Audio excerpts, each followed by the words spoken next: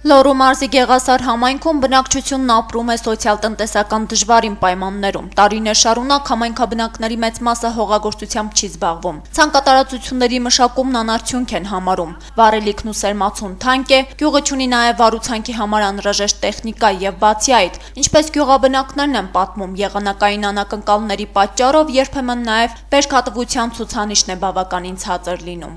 Լրիվ ենք դարձել, վարուցանք չեն կարանի, շատ թանկ են։ Անդանիլ վիճակ է, տրակտորներ չեն վարում, սեփականություն է, մենք տանջանքի մեջ մնացել ենք։ Բարադանուտ կբերեն, նախ փոխտուր 6000 դրամի տակ, չէ, նիսյա չենք տա, հետո էլ կեշտաս կարնես 6500 դրամ, մի պարգն բարադանուտ է։ Իշկան կարաս արդոր դաշտիկ ցանես պես կստանաս։ Տեխնիկան Նախ կոլխոզը չունի, գյուղը չունի, սեփական է։ Ինչ գին ուզենա այն գին, ուզես չուզես, այն կամ բդի չցանես, կամ է թանկ բդի վճարես։ Քսե երեխեն գոլը նոր մեր դիսկուդա։ Ղեկավարը լավ եղավ, եղին լավ կաշան, ղեկավարով չնաշ։ Գեղասարի բնակիչների հիմնական զբաղմունքն անասնապահությունն է, սակայն այդ հարցում էլ գյուղաբնակներն ունեն լուրջ խնդիրներ։ Կաթնամթերքն իրացնում են էժան գներով, չնայած գյուղատնտեսության նախարարը խոստացել էր կարգավորել այս հարցը, սակայն տեղաշարժեր դեռևս չկան։ 1 լիտր կաթը գյուղացին շարունակում է վաճառել 1 լիտր հանքային ջրից էժան գնով։ Մեր գյուղատնտեսության նախարարը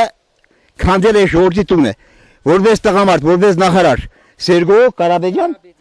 խոստացավ կաթի գինը 130 դրամ, հայդարարի կսա խոսքի տերնեղի, կաթի գոզանի դիրեկտորներից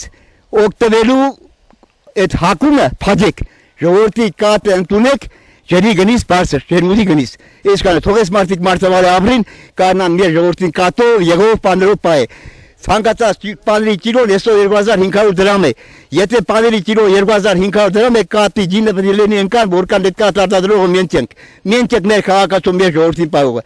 Գեղասարի բնակիչները հիշեցնում են տարիներ առաջ կառավարության ներկայացուցիչների կողմից տրված խոստումները, թե ամեն ինչ անելու են, որպիսի գյուղացին հող մշակելու հարցում խնդիրներ չունենա, որպիսի նախկինի նման նվիրվի իր աշխատանքին։ Սակայն տեղի ունեցավ բոլորովին հակառակ պրոցեսը։ Հողագործ այս մարդկանց այժմ կարելի է հանդիպել ոչ թե ցանկատարածություններում, այլ գյուղի կենտրոնում, պարապուրդի մատնված։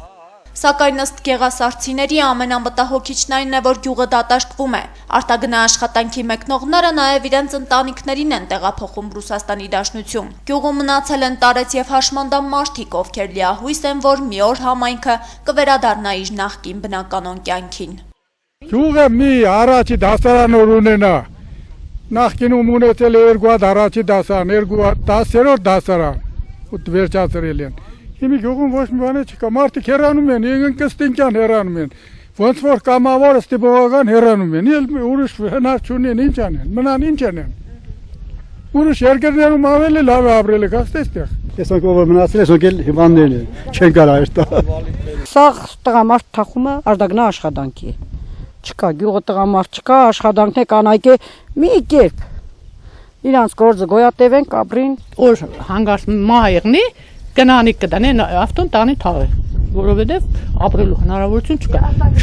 Շատերն է գնացել են ու չեն եկա։ Գնացել են աշխատանքել չկա։